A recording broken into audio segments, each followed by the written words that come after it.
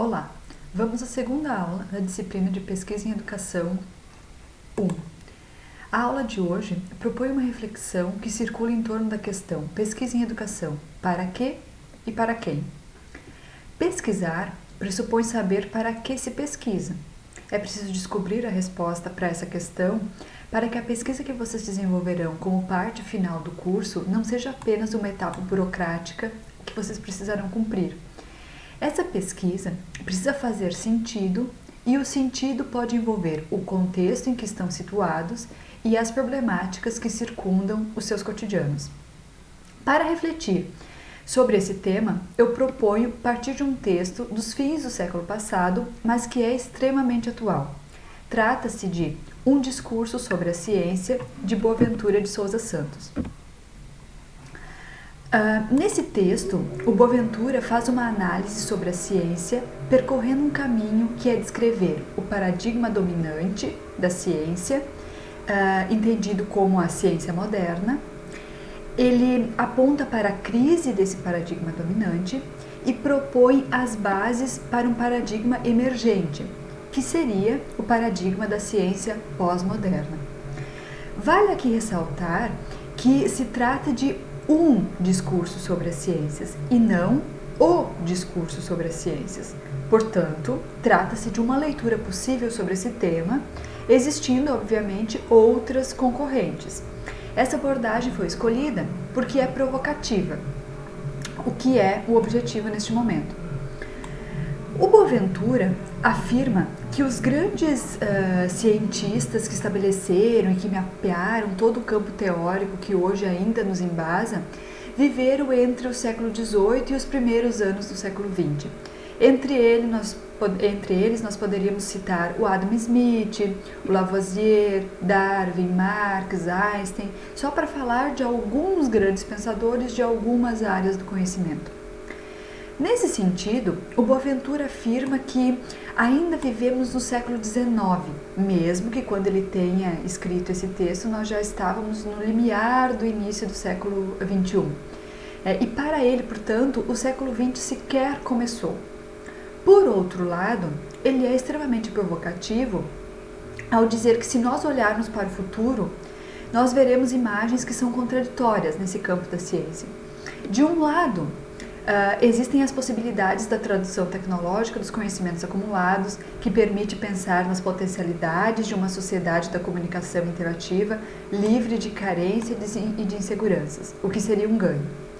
Entretanto, de outro lado, ele coloca a questão dos limites do rigor científico, combinados aí com os perigos cada vez mais fortes, por exemplo, de uma catástrofe ecológica ou de uma guerra nuclear. Preocupação essa que não é apontada apenas por ele, mas por outros sociólogos, como o próprio Antônio Giddens. Segundo ele, nós vivemos em um tempo de ambiguidades, tá? Em que há uma forte complexidade, tal qual a dessa imagem ao fundo. Nós não sabemos se o que nós temos é um vaso grego ou se são dois rostos. Tá? Então, nós estamos diante dessas ambiguidades no que se refere ao processo do desenvolvimento da ciência, pensando inclusive nos próprios ganhos que a ciência nos proporcionou. Nesse sentido, é que o Boaventura ele retoma uma colocação feita pelo Rousseau, pelo século XVIII ainda. O Boaventura diz que seria hora de voltar às perguntas simples como aquelas feitas pelo Rousseau. Rousseau teria, diante de alguns questionamentos que são colocados a ele, ele construiu outros questionamentos nesse período, se perguntando se o progresso das ciências e das artes contribuirá para purificar ou para corromper os nossos costumes, se há alguma razão de peso para substituirmos o conhecimento vulgar que temos da natureza e da vida e que compartilhamos com os homens e mulheres de nossa sociedade pelo conhecimento científico produzido por poucos e inacessível à maioria. E também se pergunta se contribuirá a ciência para diminuir o fosso crescente na nossa sociedade entre o que se é e o que se aparenta ser, o saber dizer e o saber fazer, entre a teoria e a prática. A essas perguntas, o Rousseau responderia com um forte não. O Boaventura diz que né, nós estávamos nesse período, no século XVIII, meados do século XVIII, no momento em que a ciência moderna saía da Revolução Científica lá do século XVI, promovida pelo Copérnico, pelo Galileu, Newton, e começava a deixar os cálculos esotéricos para se transformar no que seria uma mudança técnica e social nunca vista antes na história da humanidade. O Boaventura afirma que nós estamos de novo, agora, quando ele escreveu, né, próximo ao século XXI, ou hoje já no século XXI, diante da necessidade de perguntar pelas relações entre a ciência e a virtude. Segundo o Boaventura, nós temos que perguntar pelo papel de todo o conhecimento científico acumulado no enriquecimento ou no empobrecimento prático das nossas vidas. Isto é, no sentido que o conhecimento produzido tem. E aí é que nós voltamos às perguntas iniciais que eu fiz. Qual é o sentido da pesquisa que vocês estarão propondo? No fundo, nós poderíamos nos perguntar a que custo, muitas vezes, a ciência se desenvolve. É claro que temos medidas para minimizar esses custos, como as recorrentes ações no campo da ética científica, mas sabemos que isso ainda está muito longe de um plano ideal. É nesse momento que eu gostaria que vocês pensassem sobre o real sentido da pesquisa que iremos desenvolver. Isso para nós fugirmos de uma pesquisa que tem apenas o caráter de cumprir com uma formalidade e nos aproximarmos de uma pesquisa capaz de tensionar a realidade escolar onde vocês estão inseridos. Então, essa é a questão-chave que se propõe aqui hoje. Vamos agora fazer uma breve retomada do caminho que o Boaventura percorre nesse texto. Tá? Como eu mencionei na introdução da aula, o primeiro ponto que ele destaca é uma descrição da ordem científica hegemônica, portanto, da ciência moderna. O modelo de racionalidade da ciência moderna se constituiu no século XVI, vinculado ao domínio das ciências naturais. Tá? No século XIX, começa a se estender as ciências sociais que são emergentes aí nesse período. Nós vamos ter as ciências sociais surgindo nesse contexto. Como eu cheguei a mencionar brevemente na aula passada, com o Comte, depois sendo avançada pelo Durkheim. Não dá para esquecer que essas ciências, elas estão diretamente ligadas ao positivismo, que é uma corrente de pensamento que aproxima muito as ciências sociais das ciências naturais já existentes, sobretudo no que se refere ao método de pesquisa, tá? Buscando trabalhar com leis universais que possam ser identificadas. Tá? Seguindo essa lógica de pensamento do Boaventura, ele vai dizer que diferencia-se esse modelo de ciência vai se diferenciar de duas formas de conhecimento não científico, portanto considerados irracionais, que seria o senso comum, o grande opositor das ciências modernas, e as chamadas humanidades, que nesse contexto do surgimento da ciência moderna vai ser exemplificada pelos estudos históricos, filológicos, jurídicos, literários, filosóficos, teológicos. Essa racionalidade científica vai ser considerada por Boaventura como um modelo totalitário. Por que seria um modelo totalitário na perspectiva dele? Porque nega o caráter racional de outras formas de conhecimento que não o conhecimento científico.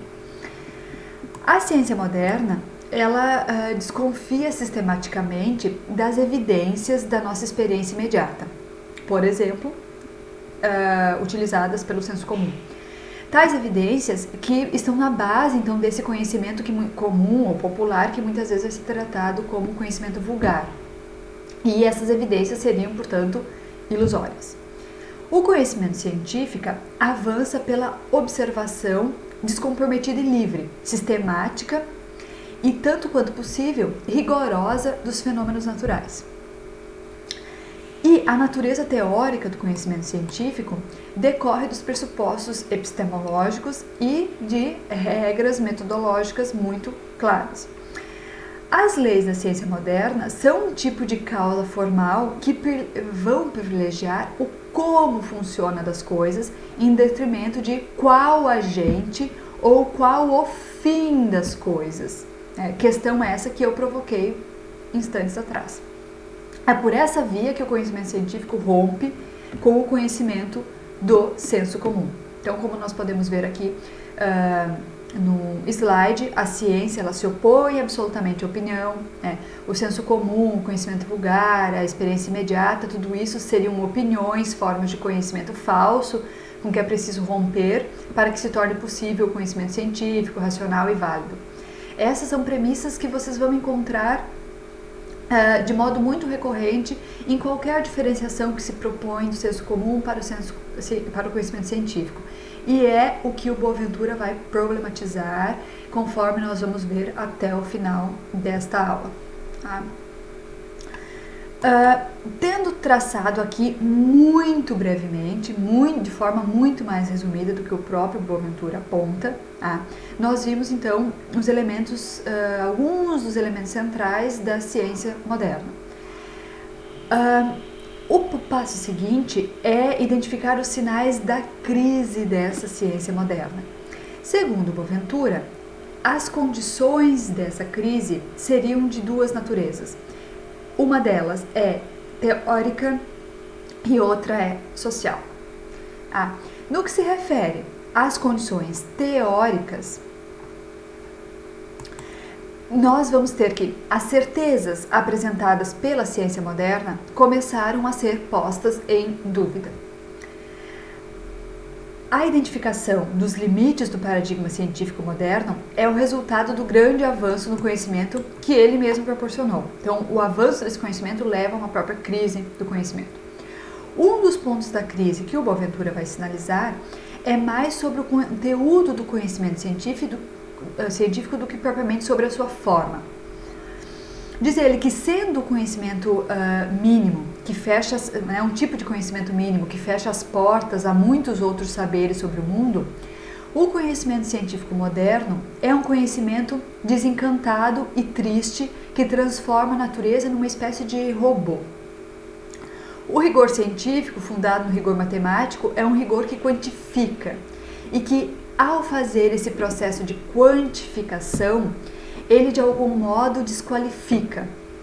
Seria um rigor que, ao objetivar os fenômenos, ele os objetualiza e os degrada. Os limites desse tipo de conhecimento são, assim, qualitativos e, por serem qualitativos, eles não são superáveis com maiores quantidades de investigação ou maior precisão dos instrumentos, mas com uma nova forma de se fazer ciência. Portanto, esse limite sinaliza para um novo modo de como se vai fazer ciência.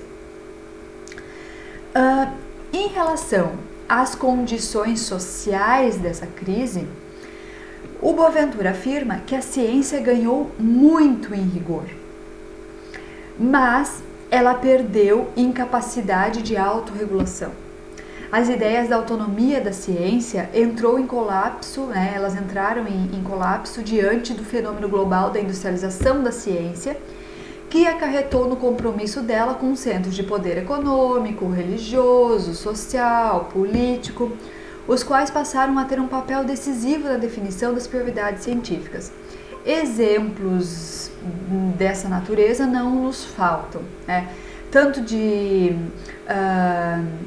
crenças religiosas que barram o avanço de determinadas pesquisas científicas. Nós poderemos citar aqui talvez um dos exemplos mais contemporâneos, que seria com as células-tronco, ou ainda agências que fomentam a pesquisa e exigem que determinados tipos de pesquisa, determinados problemas de pesquisa sejam investigados. Então, seriam aí alguns exemplos relacionados a essas condições sociais da crise da ciência. Seguindo, nós chegamos ao ponto que é a ordem emergente, que passa a surgir. o que nós vamos ter nessa ordem emergente em relação ao conhecimento científico. O Boaventura vai tratar do paradigma do que ele chama de um conhecimento prudente para uma vida decente. E ele desenvolve, inclusive, essa ideia em outras obras para além dessa. Seria possível dizer, inclusive, que essa obra do Boaventura, lá de 1987, ela vai desencadear uma série de estudos no campo da ciência e da epistemologia que ele desenvolve até hoje, que recebe aí o nome de Epistemologias do Sul. Quem tiver interesse nessas desconstruções ou reconstruções que ele propõe sobre a ciência, pode pesquisar mais, tendo em vista esse termo das Epistemologias do Sul. No que se refere, então, à ordem científica emergente, ele fala, portanto, desse paradigma de um conhecimento prudente para uma vida decente, e com essa forma de designar, ele afirma que a natureza da revolução científica desse momento, portanto, da ciência pós-moderna do século XXI, é estruturalmente diferente daquela que ocorreu no século XVI. Sendo uma revolução científica que ocorre numa sociedade ela mesma revolucionada pela ciência, então o paradigma a emergir não pode ser apenas um paradigma científico, o que seria o paradigma do conhecimento prudente. Ele tem que ser também um paradigma social, que é esse paradigma de uma vida decente. Então percebam aqui que o Boaventura está aproximando ou sugerindo, mostrando a necessidade de uma aproximação entre a ciência e a vida cotidiana e a vida social. Algo que, segundo ele, a ciência moderna teria promovido a ruptura. Nessa tentativa, o primeiro ponto apontado pelo Boaventura é a ideia de que todo conhecimento científico natural é um conhecimento social. Ele vai trabalhar a partir de 4 pontos e este é o primeiro. Esse ponto, ele está diretamente ligado à necessidade de rompimento com a separação existente entre as ciências sociais e naturais. A separação que se levou pelo menos um século para se fazer e que foi crucial para a consolidação das ciências sociais. No fundo, essa separação, segundo ele, reflete a separação entre sujeito e objeto, que foi algo que nós trabalhamos mesmo que muito rapidamente na última aula. Essa distinção dicotômica entre ciências naturais e ciências sociais começa a deixar de ter sentido, segundo Boaventura. Não basta, porém, apontar a tendência para a superação da distinção entre as ciências naturais e as ciências sociais. É preciso conhecer o sentido e o conteúdo dessa superação. Se nós atentarmos no conteúdo teórico das ciências que mais tem progredido no conhecimento da matéria, nós vamos verificar, segundo Boaventura, que a emergente inteligibilidade da natureza ela está sendo presidida por conceitos, por teorias, por metáforas, analogias que são provenientes das ciências sociais. Na física, por exemplo, nós temos teorias que explicam o comportamento das partículas através dos conceitos de revolução social, violência, escravatura, dominação, democracia nuclear. Todos esses conceitos originários das ciências sociais, da sociologia, da ciência política, da história. Portanto, é como se o dito do Durkheim se tivesse invertido. E ao invés de serem os fenômenos sociais a serem estudados como se fossem fenômenos naturais, que era a grande premissa dele lá quando criou o método sociológico, agora são os fenômenos naturais estudados como se fossem fenômenos sociais. O sujeito que a ciência moderna lançou no campo do conhecimento irracional volta investido agora da tarefa de fazer erguer sobre si uma nova ordem científica. Ou seja, o que antes era a causa do maior atraso das ciências sociais, hoje é o resultado do maior avanço das ciências naturais. A superação da dicotomia das ciências naturais e sociais tende, assim, a revalorizar os estudos humanísticos. Mas esta revalorização não vai ocorrer sem que as humanidades sejam, elas também, profundamente transformadas. Portanto, precisamos aí de uma transformação no campo dos conhecimentos das ciências naturais e do conhecimento das ciências sociais. Esse é o primeiro ponto. O segundo ponto: todo conhecimento é local e total. Na ciência moderna, o conhecimento científico ele vai avançar pela especialização.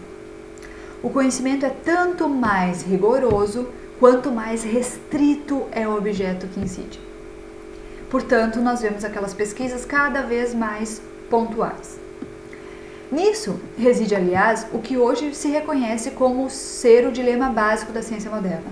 O seu rigor aumenta na proporção direta da arbitrariedade com que se espartilha o real, com que se segmenta esse real. No paradigma emergente, o conhecimento é total. Tem como horizonte a totalidade universal, mas sendo total, é também local. Ele se constitui ao redor de temas que em dado momento são adotados por comunidades interpretativas concretas como projetos de vidas locais.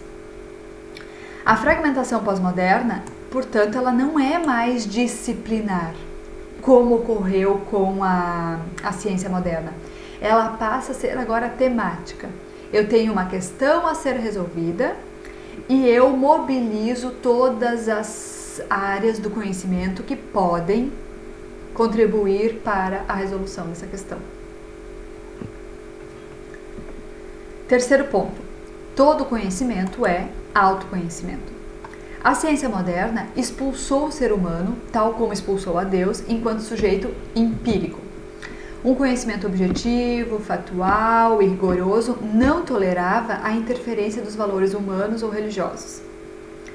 Foi nessa base que se construiu a distinção entre sujeito e objeto. Podemos pensar aqui na própria questão da objetividade da ciência, as discussões sobre a neutralidade, sobre o afastamento de pernoções. Questões essas que nós levantamos na última aula. O objeto é a continuação do sujeito, mas por outros meios. Por isso, todo conhecimento científico será um autoconhecimento. A ciência não descobre, cria, e o ato criativo, protagonizado por cada cientista e pela comunidade científica no seu conjunto, tem que conhecer intimamente antes que conheça o que com ele se conhece do real. Os pressupostos metafísicos, os sistemas de crenças, os juízos de valor não estão antes nem depois da explicação científica da natureza ou da própria sociedade. São parte integrante dessa mesma explicação. Aqui podemos associar, portanto, de novo, como eu falei, ao que nós discutimos sobre a objetividade da ciência. Não é que não se tenha mais o rigor científico, mas se repensa o modo como se dá a relação entre esses diferentes componentes que fazem parte do universo de uma pesquisa. Quarto ponto, e eu diria que aqui um dos pontos mais emblemáticos disso que o Boaventura está falando, que é que todo conhecimento científico visa constituir-se num novo senso comum. A ciência pós-moderna, ela procura dialogar, conversar com outras formas de conhecimento, deixando-se influenciar por elas. É a mais importante de todas, segundo Boaventura, é o conhecimento do senso comum, aquele conhecimento prático que orienta a vida cotidiana.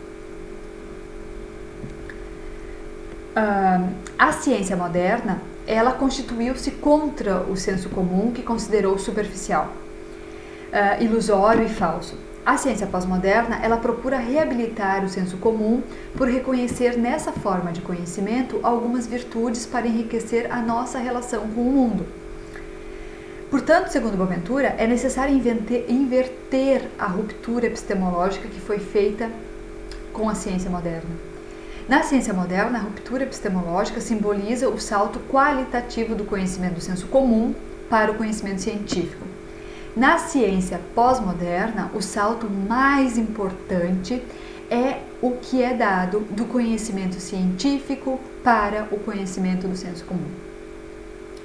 A ciência pós-moderna, ao senso comunizar-se, ela não despreza o conhecimento que produz tecnologia, mas entende que, tal como o conhecimento, se deve traduzir em autoconhecimento. O desenvolvimento tecnológico deve traduzir-se em sabedoria de vida. Aqui é importante pensar que, segundo Boaventura coloca, há um processo de estigmatização muito grande do conhecimento a partir do qual vive a grande parte do mundo. E aí ele utiliza dois termos para tratar sobre isso, que seria o da ignorância esclarecida, que é quando se sabe os limites do seu conhecimento e por isso valoriza outras formas de conhecimento, e da ignorância ignorante, que é quando não se conhece, não se sabe que é ignorante e se pensa que se sabe tudo. Aqui ele tensiona essa questão do conhecimento científico. E, portanto, ele vai afirmar que se precisa de todos os tipos de conhecimento. Por quê? Se nós queremos ir à Lua, nós precisamos do conhecimento científico.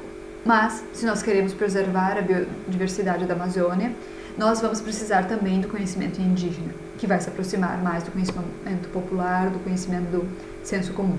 Nesse ponto, então, haveria a valorização de todas as formas de conhecimento. Ou melhor, aqui não estamos falando de todas as formas, mas de duas formas, que são o conhecimento científico e o conhecimento do senso comum. Com isso, nós chegamos ao ponto final desse brevíssimo resumo sobre a obra Um Discurso sobre as Ciências, do Boaventura de Sousa Santos. Nesse momento, nós vamos, em que ele problematiza essa questão da aproximação entre o senso comum e o conhecimento científico, nós chegamos novamente ao ponto inicial da aula, que é por que e para que se produz ciência. E de forma mais específica, por que e para que se produz pesquisa em educação. Essa é a questão que precisa ser respondida antes mesmo que vocês tenham a pergunta que será pesquisada, isto é, o projeto que será desenvolvido por vocês. Nós estamos então num passo anterior à própria elaboração do projeto e que é fundamental para a condução do projeto que será desenvolvido. Percebam que essas questões postas por Boaventura não têm o caráter de eliminar o rigor científico necessário à produção da ciência. A necessidade de objetivos claros, de método, de procedimentos metodológicos rigorosos continua existindo. Ele trata de uma discussão de caráter epistemológico, uma questão de fundo e que busca uma reorganização do modo como diferentes tipos de conhecimento e diferentes áreas do conhecimento se relacionam. É uma discussão que trata do sentido da ciência. A pesquisa em educação precisa cada vez mais de procedimentos científicos muito rigorosos, até porque muitas vezes ela deixou a desejar no que se refere a essa questão. Como afirmou o Bernard Chalot, independentemente do método, das abordagens que se vai utilizar, o essencial é que se tenha rigor científico. A tarefa para as próximas aulas, portanto, é, a partir dessa reflexão, entender como transformar questões cotidianas, questões tais como aquelas que vocês mesmos levantaram na última aula, ou ainda questões teóricas, em questões de pesquisa, e qual o sentido disso para o campo da educação, para o cotidiano escolar. Então, essa é a tarefa que se propõe. Até a próxima aula.